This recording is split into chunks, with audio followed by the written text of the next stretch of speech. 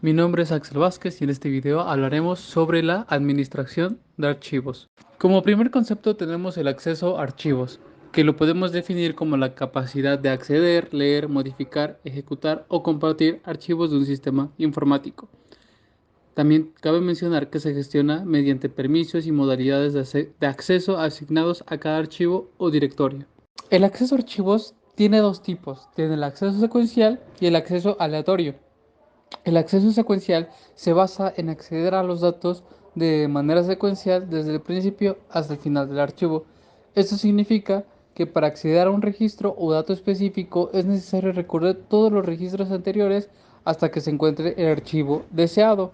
Y tenemos como un ejemplo el archivo de registros de transacciones. Aquí los datos se registran de manera secuencial a medida que ocurren y para acceder a cada uno de ellos se necesita recorrerlos hasta que se encuentre el archivo deseado. Es decir, que va a ir analizando archivo por archivo hasta que encontremos el deseado. Por otro lado, el acceso aleatorio puede acceder directamente a un registro o un dato específico sin tener que recorrer todos los registros anteriores en el archivo.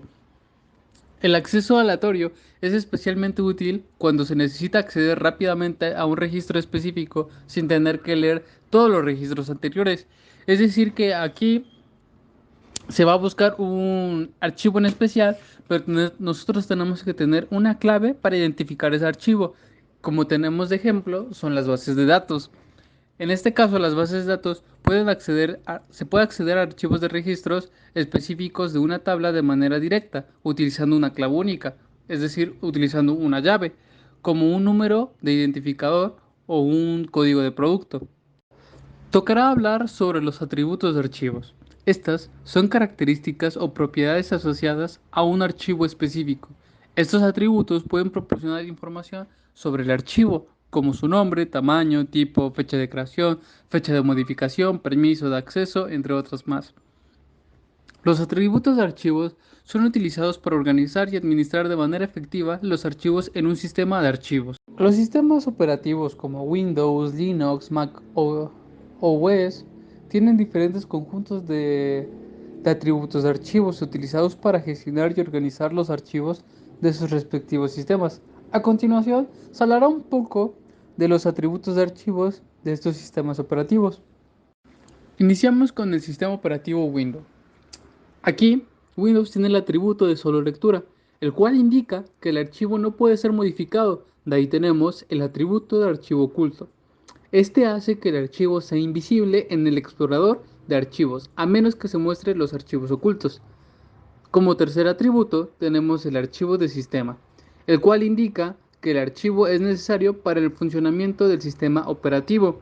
Como cuarto atributo tenemos al atributo de archivo comprimido. Indica que el archivo ha sido comprimido para ocupar menos espacio en el disco. Como último atributo está el archivo encriptado, el cual indica que el archivo ha sido encriptado para proteger su contenido.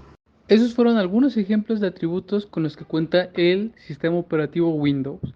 Como segundo sistema operativo tenemos Linux. A continuación veremos los atributos que tiene este. Tenemos como primer atributo el archivo ejecutable, el cual indica que el archivo puede ser ejecutado como un programa o script. El segundo atributo es el archivo de enlace simbólico. Este indica que el archivo es un enlace simbólico a otro archivo o directorio. Tercer atributo, archivo de dispositivo. Indica que el archivo representa un dispositivo de hardware como una impresora o disco. Atributo de archivo de directorio. Indica que el archivo es un directorio que contiene otros archivos y directorios.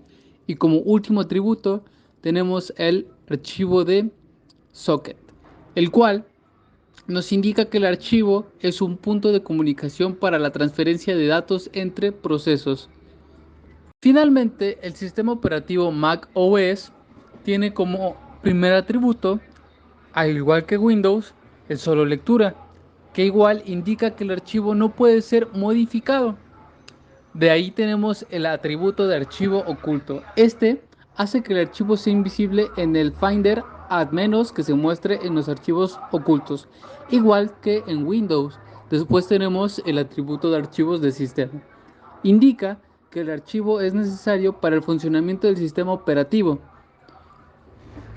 De ahí sigue el atributo de archivos de etiqueta. Este permite asignar etiquetas de color a los archivos para una organización visual. Finalmente tenemos el atributo de archivos de aplicación.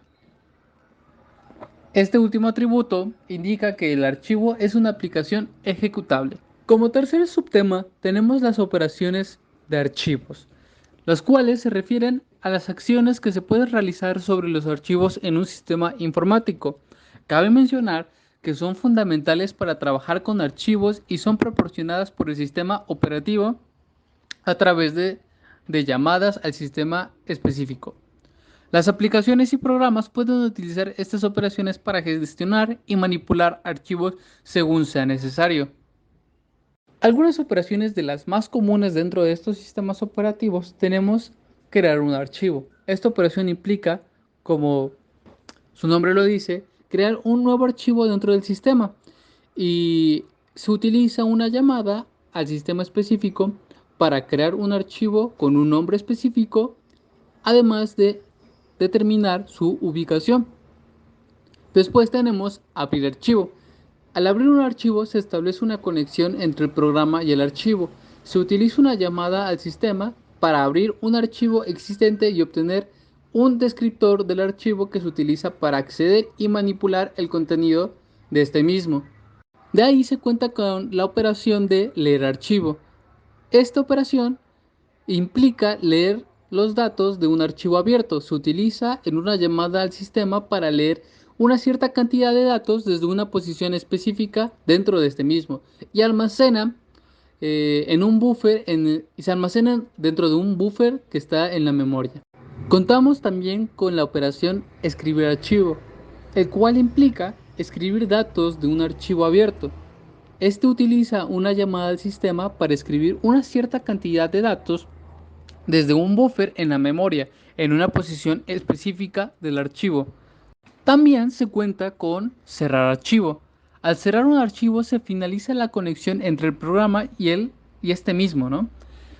Y utiliza una llamada al sistema para cerrar el descriptor del archivo y liberar los recursos asociados a este mismo. Finalmente contamos con eliminar archivo. Las operaciones de eliminación implica eliminar permanentemente un archivo de un sistema y este utiliza una llamada al sistema para eliminar un archivo existente, lo que resulta en una eliminación de todos los datos asociados a este mismo.